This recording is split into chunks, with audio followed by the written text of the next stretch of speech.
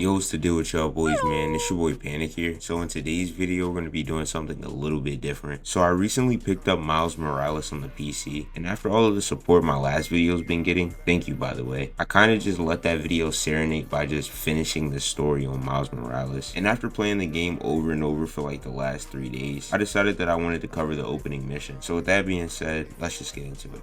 So the game starts off with my boy Miles getting off the train, and as he's getting off the train, his mom hits him up just to let him know that she's running late because of her campaign, while also asking him to pick up some groceries on his way back in the house. And in my opinion, this is probably my favorite opening cutscene out of any of the Insomniac Spider-Man games, mainly because I think it captures the Christmas neighborhood vibe extremely well. And it being an election year in game helped my immersion very well, mainly because I couldn't even play this game back when it first came out because I was on Xbox. And as Miles leaves the subway station, he begins to socialize with the city, walking over to his mom's election tent before helping this guy move this heavy ass couch. And honestly bro, I'd be sick as fuck because you seen how many people just walk past him. And as soon as Miles is done helping him, he begins to make his way over to Tio's right before he sees this nice mural. And after Miles notices, he drops his headphones by saying the mural's mad cool and then helping them pick up their paint. And Miles asks the painter, was he gonna put the new Spider-Man on there, referring to himself, before the guy just said no. Like, come on, bro. Like, I swear, this is what I mean by civilians be having too much courage, bro. Like, I get it. You grew up with the original Spider-Man, but nigga, I got powers too, gang. And it's so crazy to me because we're not even like 5 minutes into the game and Miles is already getting disrespected. It's pretty much like they consider Miles Robin and Peter Batman. But Miles being a better man than me, he takes that on the chin and then asks for some directions. And the painter just tells him to go across the street. And right as he's about to walk in the store, Peter hits his phone to let him know that the convoy that they're trailing is leaving early. So you already know what that means. We are not going grocery shopping, we're shooting up. And in my humble opinion, this suit is 10 times better than the one that Peter gives him. Like, come on, bro. What is this? Oh my goodness!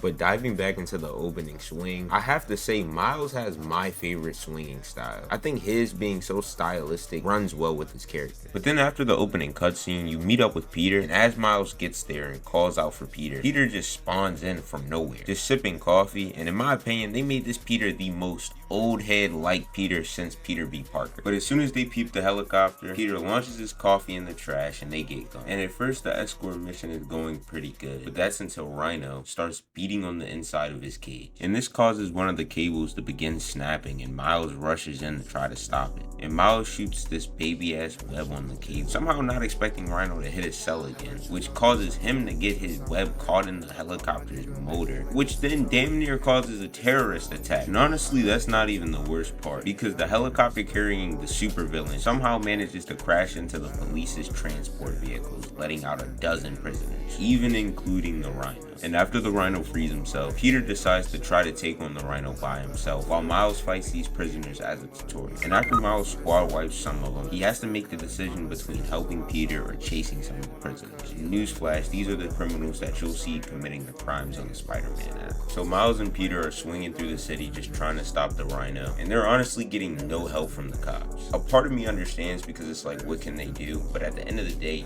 at least try to make it look like you're doing something. And after receiving no help from the proper authorities, they rip through a building where people are just working their 9 to 5. And I know this paid time off is about to hit different.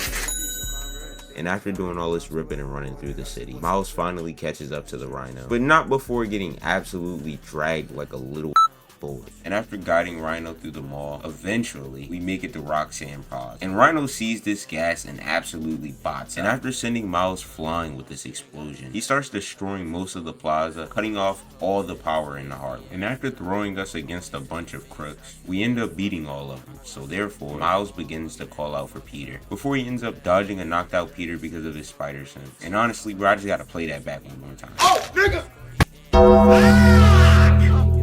And with Peter knocked out, Miles realizes that it's his time to shine, before turning around and getting ready to fight the Rhino. And for the first canon time, we're about to see Miles' Venom powers in this continuity. So he winds up that punch and he rocks Rhino. And after Rhino gets up from hitting the turf, the fight begins between him and Miles. And since this is a game, you obviously fight. And although I'm using the IGN's gameplay for the quality, this is a pretty fun first boss fight. To the point where after I played it 3 times on 3 different saves, I actually started enjoying Rhino more as a Miles villain than a Peter one. But after quickly landing 3 Venom Strike combos, you get put into a cutscene where Rhino absolutely manhandles Miles.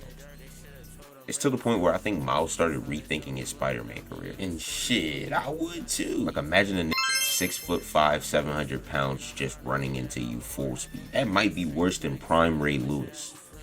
And as soon as you land another 3 Venom shots and or run him into a wall, you end up getting put in this quick time event where you have to mash your square button. And after you do that, you land 2 more combos and then you're done with the boss fight. Just because the boss fight is over doesn't mean Miles is through putting in that work, because he dodges out of the way of this box and absolutely KOs the Rhino.